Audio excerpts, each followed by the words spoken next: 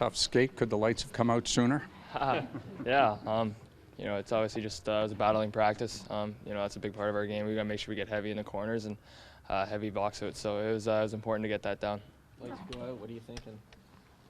Yeah, it's kind of crazy. It's never really happened to me before, but it's just at the end of it, you just got to bag skate and push through it. Tough loss for you in a young NHL career. What do you take away from last night? Just watching that team, how good they are in the neutral zone and making sure how safe they are with the pockets. That's what we got to be like. We got to limit the turnovers in the neutral zone and help our data as much as possible. And I think we just got to take away that and make sure that we're battling harder in the corners. When you arrived here today, were you kind of expecting a practice like this? Yeah, for sure. I think we all were. We knew it was going to be a hard practice.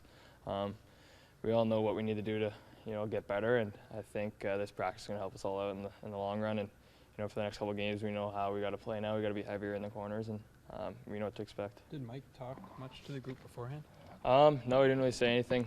We just kind of came on the ice, and right away we got right into it. And it was upbeat tempo kind of practice, and I think that's what we needed. You got young legs, but how do your legs feel after a practice like this?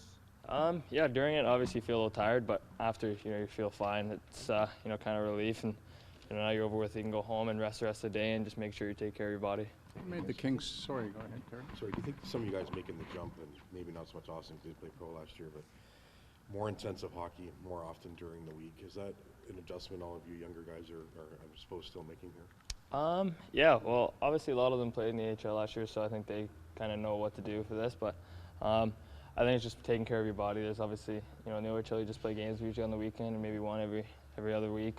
But it's just making sure your body's, taking care of itself, and you're eating the right food and you're getting the right kind of sleep, and it all comes out in the long run and it all helps you out. How are you finding it yourself? Yeah, it's been a little bit of a grind, but you go home every day after these practices and just take care of yourself as much as possible.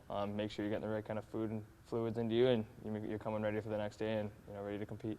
How do things get better? What's your perception of a team like LA that for years has found success by playing a very heavy game, which is different than most teams in the East play? And that was your first glimpse of it, but what do you learn from facing a team like that? I think what we did today in practice, we got to be heavier on our sticks and heavier in the corners, and we got to compete a lot harder than what we did. And we got to help our goalies out a lot more. We were kind of leaving them out to dry all night.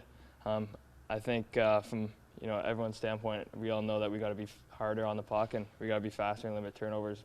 And I think now we know, and we're just going to keep getting better.